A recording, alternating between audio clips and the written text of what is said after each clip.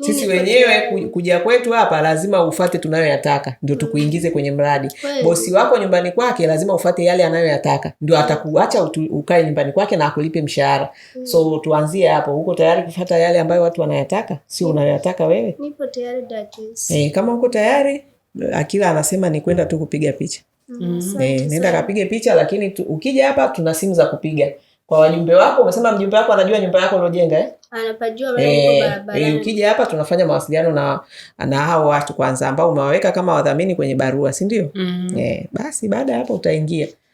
Ukishaingia, mimi kazi yangu wewe ni kuangalia kama kweli utaonyesha hizo tabia. Na hata kwenye follow up zake huyu inabidi mfuatilie kwa karibu. Bosi akisema tu yani ndio hapo utakuwa mwisho wake wa kuwa kwenye mradi. Potential kuingia kwenye mradi anayo. Hizo changamoto ni changamoto ambazo zilikuwa kwa hiyo wewe ulimwambia akarekebishe, akakimbilia kwa mjumbe. Maana mimi sijamuelewa. Mimi nimwambia tuweze kupokea na hii barua na taarifa zako lazima tuzihakiki kwanza vizuri. Maana yake barua. Kwa hiyo ikawaje yani kwamba akarekebishe? Maana kuna wadada hapa mpaka wanakaaga hapa wanapiga simu kuverify taarifa zao. Kwa hiyo huyu ulimwambia uwezi kumpokea.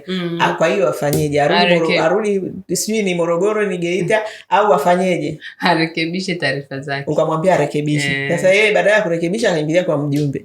Kwa mjumbe mwenyewe anashangaa. Joyce, samahani jamani, mimi naongea hata Mungu mwenyewe ananisikia. Huyu dada aliniambia hivi, nenda kazi utapata hata sehemu nyingine.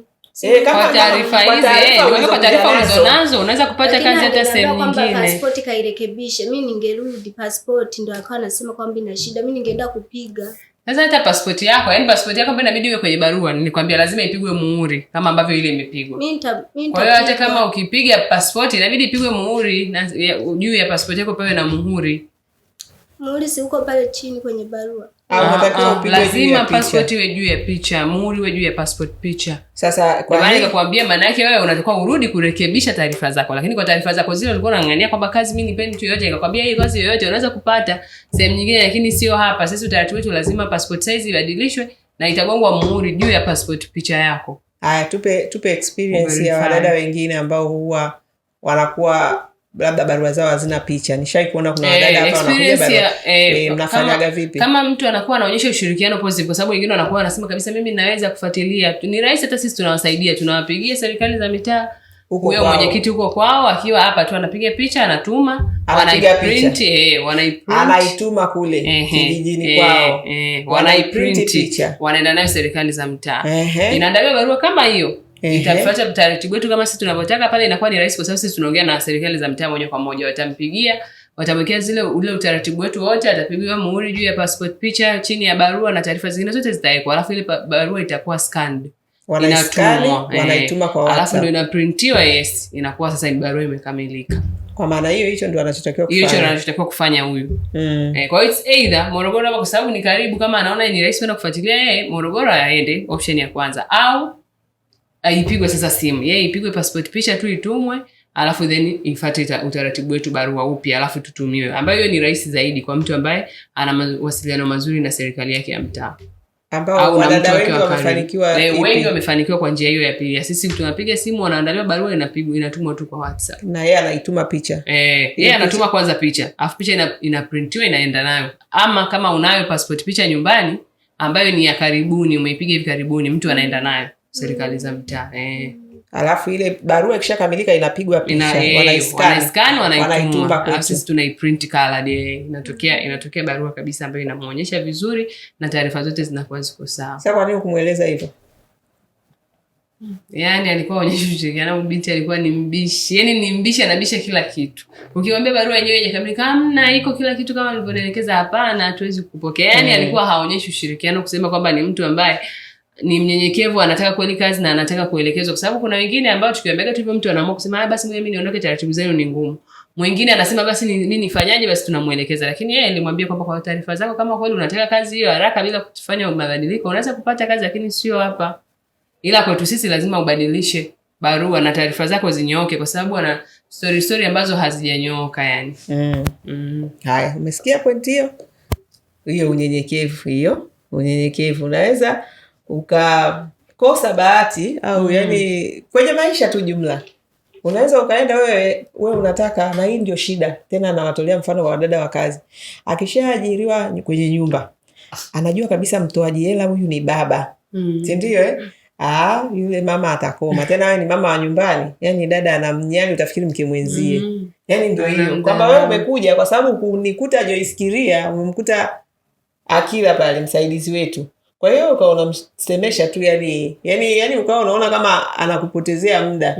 Sijui naelewa, lakini kumbe huyu ungemuona kama ndio Joyce Kiria ulomkuta, utaratibu alikuwa anakupa, ukamwambia sasa dada, kwa hiyo unanisaidiaje? Unajua lugha za unyenyekevu, kwamba sawa, hii barua umesema haiko sawa, basi dada unanisaidiaje? Niambia passport. Sawa, tunachozungumzia hapa ndio kile kitabia cha ujeuri na ujuaji, kwamba huyu ameshindwa hata namna ya kukusaidia, anakuambia tu unaweza kupata kazi sehemu nyingine kwa sababu ya, nikisema attitude ndio tabia au ni nini?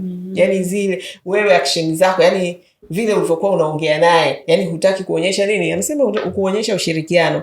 Na mimi nasema hizi tabia zinawakosesha watu wengi sana fursa. Unaenda sehemu, unamsemesha yule mtu ambaye wewe unamuona ni wa hali ya chini kwa dharau, kwa sababu unajua huyu sio mwenye ofisi. Huyu sio kukuta hata nani. Unajua kwa mfano watu wanakasirikaga, na naelewa kwa nini wanakasirika. Walinzi magetini. Ukienda kwenye ofisi mbalimbali, unajua walinzi walishajua wanatreatiwa vibaya. Kwa hiyo na wewe ukienda pale, usipokuwa mnyenyekevu kwao, utoboi. Yani mlinzi anakurudisha, haijalishi umetokea wapi. Sijui umeelewa dada? Hili ni somo. Mimi kazi yangu ni kuwafundisha. Nakuelewa dada. Ni kuwafundisha na kuwaelimisha ili mtoboe kwenye maisha yenu. Hichi kitu kisitokee tena. Siku nyingine kuwa tu mpole, kuwa tu mnyenyekevu. Mwambie tu sasa, naomba unanisaidiaje? Hebu nipe mawazo. Hebu niambie sasa hapa nifanyeje? Ndio ungeambiwa sasa, wewe piga picha, tuma kule, wataskani, watanini, watapiga simu. Yaani mambo yasingefika huko yalikofika. Lakini na wewe kuonyesha ujuaji wako, kwanza umekimbilia kwa mjumbe. Yaani hiyo picha namba moja. Yaani mimi nilichotaka nimweke kwenye kipindi ni kwamba kwanza kaenda kwa mjumbe. Yaani anataka kumkomesha Joyce Kiria huko. Yaani usiku tu anataka kumkomesha Joyce Kiria, muharibie kwanza kituo chake, kwamba kinatuambia tuje kazini alafu tukifika watupokei. Yaani hiyo ndio picha anataka kuitengeneza. Hapana. Hao wenyewe wanataka watu ambao ni salama majumbani kwao. Kwa hiyo sana unazidi kunitengenezea brand. Naonekana kwamba sipokei watu ovyo ovyo mimi. Sibebi tu mtu iliradi. Na uchungu na hela zao wanazoenda kuwalipa ni nyingi. Kwanza wanazonilipa lazima nizitendee haki. Maana Biblia inasema usipokuwa mwaminifu kwa madogo, kwa hiyo ndio hivyo. Mimi niko kwenye uaminifu katika eneo langu. Bosi anayenilipa nihakikishe dada yake ninayempa ni dada ambaye nimemfanyia uchunguzi wa kutosha. Nimejiridhisha kweli mtu ni salama. Hata mimi nyumbani kwangu ningeweza kumkabidhi watoto wangu na nyumba yangu. Huyo ndio dada ambaye nitampeleka kwa client wangu. Na wewe pia ndio unachokufundisha pale kwa nyumbani kwa bosi wako. Kaa na mali zake na familia zake kama vile za kwako. Usiende ukaona tu mimi hizi hazinihusu. Litoto ili, yani bosi akishaondoka tena ni kumnyanyasa mtoto wa mtu kwa sababu sio wa kwako. Ukiwaza wa kwako umempeleka Geita, basi huyu kutamzibua mabao mpaka atakoma. Huwezi kubarikiwa. Umesikia dada Fai? Nasikia. Haya, mimi nafikiri mpaka hapo tumetoa elimu ya kutosha. Sasa wewe nenda fanya hayo ambayo unatakiwa kufanya. Piga picha ya passport size, itume kule kwa ndugu zako. Nani mumeo yuko Morogoro, si ndio? Aende pale kwa mjumbe a print hiyo picha, aende nayo pale kwa mjumbe aibandike kwenye ile barua.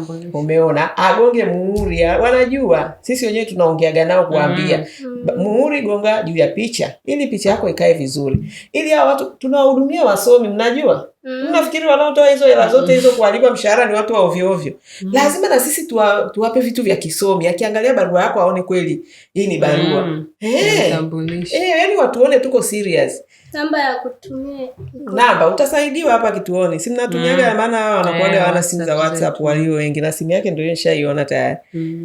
Kwa hiyo we jitahidi sasa kabla muda haujaenda, maana hivyo vitu inabidi vifanyike chap chap. Sawa?